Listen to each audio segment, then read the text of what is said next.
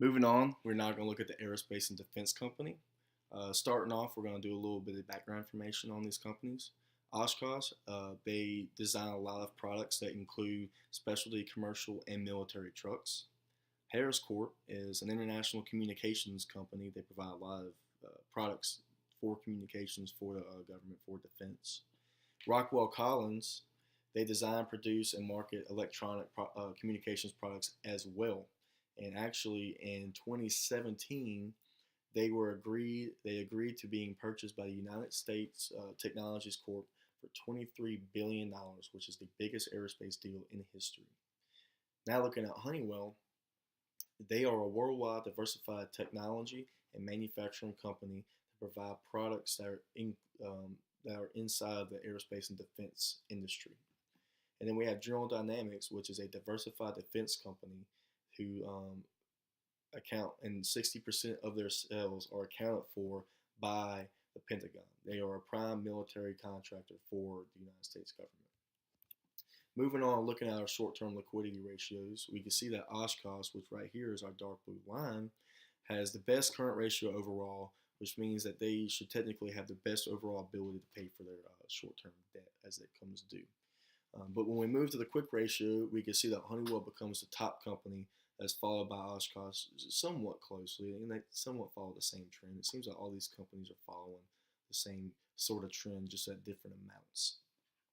But I mean, this generally means that Oshkosh has more inventory than Honeywell because now that they are way below, and Honeywell made this jump from here, with being one of the lower companies now to being number one for most of the years. And now when we move on to the cash ratio, we can see that cash is the main driver, the main component of Honeywell's liquidity. And I think we like to see that more. That means they have the most liquid asset. They're able to pay their short-term debts with the actual cash they have. I don't think they have too much cash where they're inefficient with it. I mean, because even Honeywell, who's at the highest, they still only have a 0.45, 0.62, 0.41, 0.6, and then 0.57 over the years. So it's not like, they have a ton of cash, but they still have the highest amount of cash to pay for these current short-term debts if they have issues selling inventory or collecting their receivables. Now looking at long-term solvency by looking at the equity multiplier and the times interest earn ratio, we can see that Rockwell Collins has the highest debt right here, the gray, followed by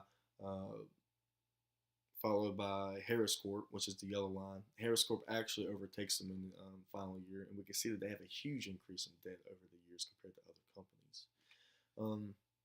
Honeywell and Oshkosh down here had the lowest amount of debt, followed by Rockwell Collins, which is right below the industry average, and they will be considered the middle company for the debt. And then when we look at the times interest earn ratio, we want to note that all these companies easily have the ability to pay for their debt.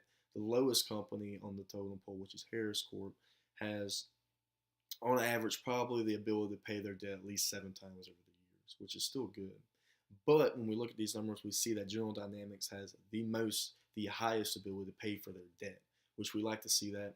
But I think we need to keep into consideration the fact that all the other companies can still easily pay their debt over the years. It's just, General Dynamics has the highest, easiest ability to cover the debt that they have. Now looking at ROE, the general evaluation here is that General Dynamics, in my opinion, is overall the best. And there's the orange line right here.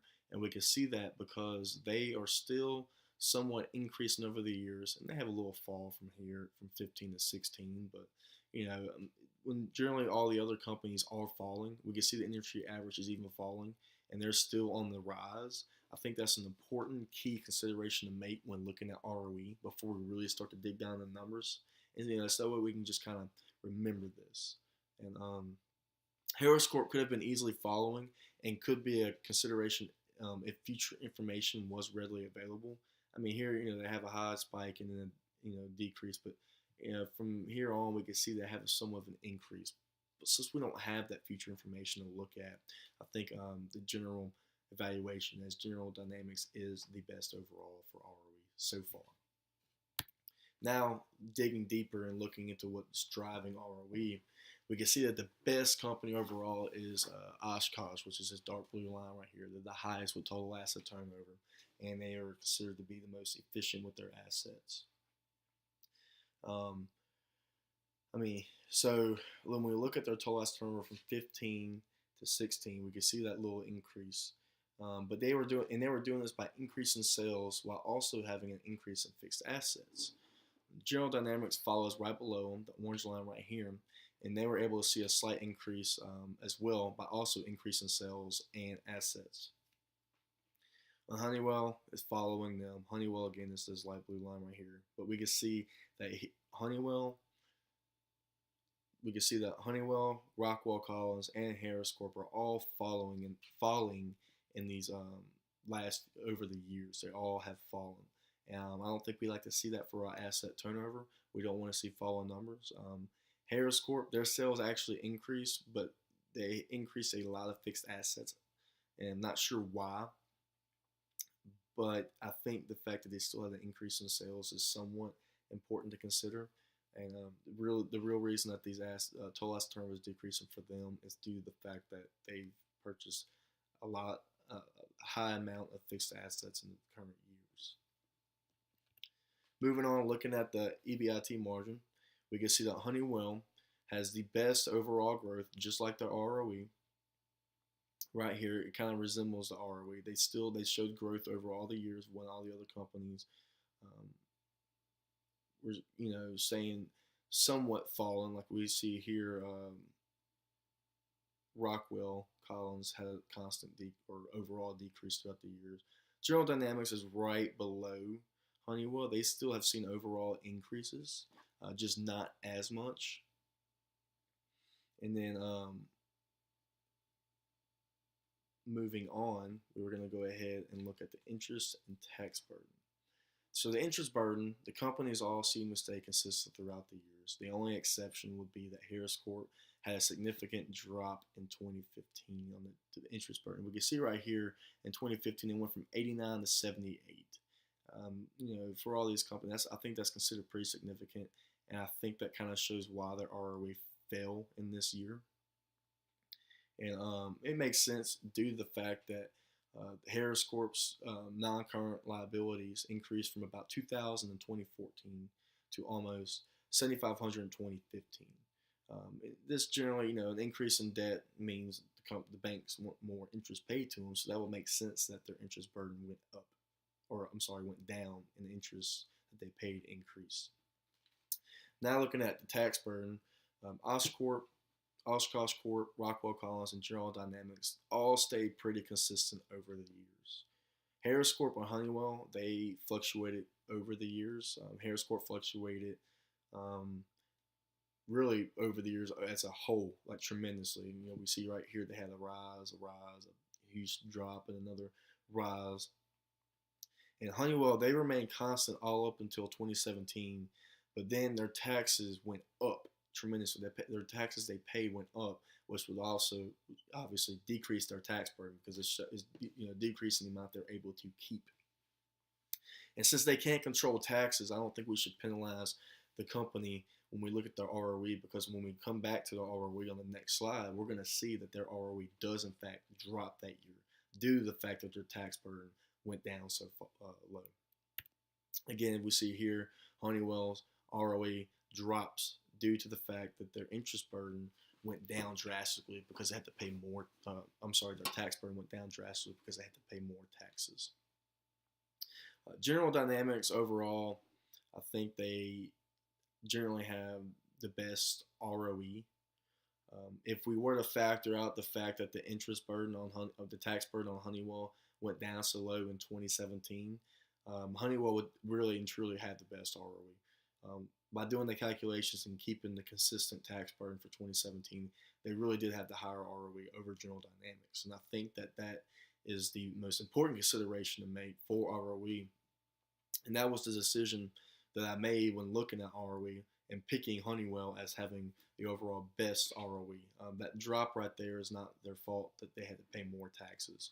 And whenever we kept the consistent taxes in there, the consistent tax burden, they had a higher ROE than General Dynamics. So overall, I believe that uh, Honeywell is the best overall for ROE. Now looking at the market valuations, we can see for the price earnings ratio that all companies seem to follow the same trend over the years. We have rise or fall, but they're all on the upward rise. They're just at different price levels. Um, I think General Dynamics seems to be the highest consistently, and Rockwell Collins had the biggest increase from 2016 to 2017. Again, Rockwell is the gray. We can see here that had the highest increase, which put them at the highest in 2017. Looking at the market to book ratio, Rockwell Collins is falling on average, which I think makes the price earnings ratio look a little bit less meaningful. Um, again, Rockwell Collins is the gray line, and they're falling right here. So I think that kind of takes away from the price earnings ratio, the fact that their market to book value ratio is dropping. And General Dynamics, and so we covered that. And again, Honeywell, they look to be the best in my opinion. They're the light blue line. They're on a constant rise right here overall. And then again, in their market to book ratio, they are in the final year the highest, and they are also on a constant rise. General Dynamics follows the same sort of trend, but I think Honeywell is just overall higher, which makes them a little overall better. Moving on to economic value added and enterprise value. Honeywell and General Dynamics had the biggest fall from 2013 to 2014, and we can see that right here. And all the companies decreased in this time period. They also had the biggest increase from 2014 right here to 2015 for General Dynamics. And then we look at Honeywell, they are still somewhat on the fall. When we look at the enterprise value, though, we can see that Honeywell is the overall leader, followed by General Dynamics right below them. And we can see that Honeywell's enterprise value is constantly on the rise, which we like to see that for the overall value of the company. And then when we look at the other three companies, excluding General Dynamics and Honeywell, we can see that they are far below the average. Now moving on to free cash flow, again, we can see that Honeywell is the highest overall. They're number one in free cash flow, which we like that free cash flow. They're able to invest more in the company. They're able to pay more to their stockholders, or able to pay off more to their creditors. I think that's really the only thing we need to really point out is who's the highest in this. General Dynamics is obviously right below them. They had some decreases in their free cash flows over the years, which we don't really know why. And they had a rise right here. I think Honeywell is overall the most consistent in causing their free cash flows to go up. And so overall, we like Honeywell for that. Now looking at their supply chain, again, I think this is just really trying to see, making sure that they have a good amount of suppliers and customers. And then these were supplied by Bloomberg, and I don't think this covers all their customers and suppliers. But I think overall, they have a good amount of suppliers and consumers besides Oshkosh. And again, I don't know if that consumers is actually right there, because that's all Bloomberg gave me. But we've had a few companies that Bloomberg showed me that they didn't have any information on, so that might just be all the info they have. I think overall the best company is Honeywell. They had the second lowest equity multiplier, and they were about in the middle range for their times interest earned ratio.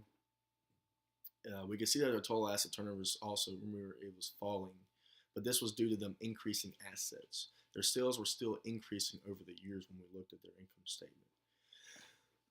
And the only reason, again, that their return on equity was bad in 2017 was due to the sharp decrease in their tax burden.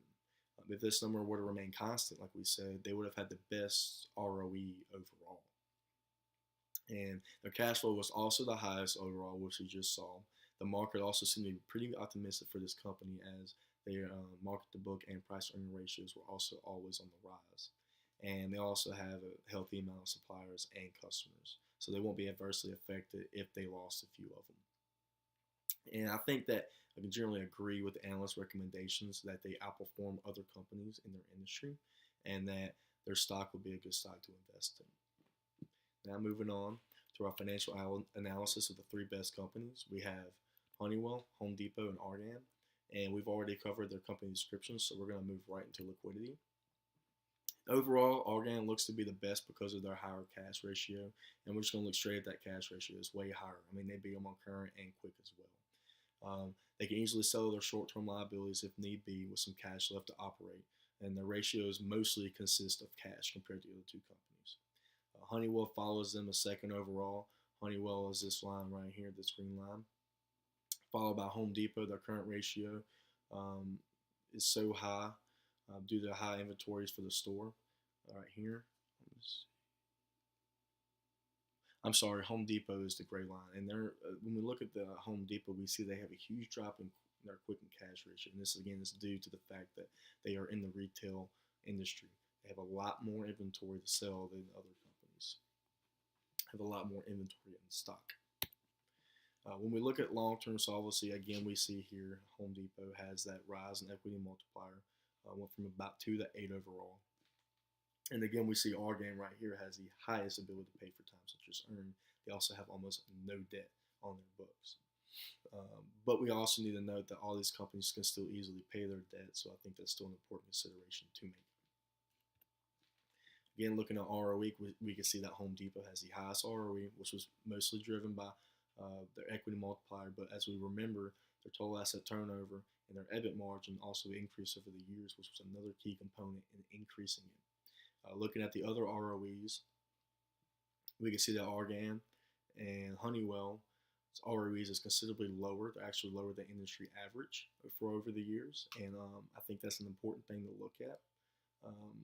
The fact that Home Depot was able to increase ROE and was able to do some of the increase by the fact that they're able to increase their total asset turnover and EBIT margin was a key component in deciding that I think they overall, their ROE is still the best.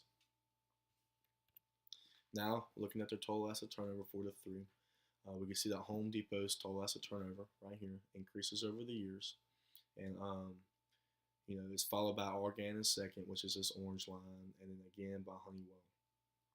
Honeywell is last, and we can see that the total asset turnover that does not help their ROE as a whole.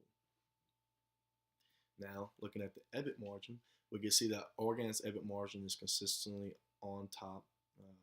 And again, we see here that Home Depot's is constantly on the rise, which helped to, cause that increase in ROE. And then we have Honeywell. I'm sorry, we have, we do have Honeywell. That's about probably in second place overall with a little bit of a lead right here in the final year. Now, when we look at the interest and tax burden, we can see here the tax burden. Again, for Honeywell right here, this huge drop was what really affected the ROE in the final year. And again, I think that should not play a big role in deciding who has overall best company. The interest burden for the companies remain consistent throughout the years for the companies. They're all at different levels. I don't think there's a lot of huge increases or decreases. And Argan does the best overall at keeping their money for when they pay interest. And this was due to the fact that they had a very low amount of long-term debt. Now looking at our market valuation, we can see here for price earnings ratio that Argan is on the rise over the years. And I think that shows that the market is being somewhat optimistic about the company. Honeywell and Home Depot are, though, higher than Argan. We have here Home Depot, and then here we have Honeywell. Home Depot is way above any other company. And then we can see here the same kind of trend occurs that Home Depot is in first, followed by Argan, then followed by Honeywell, and then followed by Argan as last. And we can see here that Home Depot's market to book ratio is skyrocketing over the years. And again, I think this is due to the fact that they have experienced a nice growth in revenue and income due to the strengthening housing market. I think the overall best company for out of the 15 is Home Depot. They had an increase in equity multiplier, which was the main driver of the ROE, but they maintained the ability to pay that debt every year. They weren't struggling to pay it. They were able to take up more loans and still pay about the same amount of times over the years. Their total asset turnover also has been increasing every year, which is a good sign of increasing efficiency. And it's probable that this again is due to the fact that people are coming in and buying more stuff for their homes to fix them up, to try to sell them and all that, keep them looking nice. The edit margin was not the highest, but it has been increasing every year, and we like to see that. It's a good sign of their ability to either or cut costs and become more efficient or increase their sales, which again has been noted. And it was also another driver of their increase in return on equity. Their consistent interest in tax burden every year show that these numbers don't have an effect on ROE. They're not the main drivers of it. And also, I think that the market is the most optimistic for Home Depot, and that is why I chose them as my best company.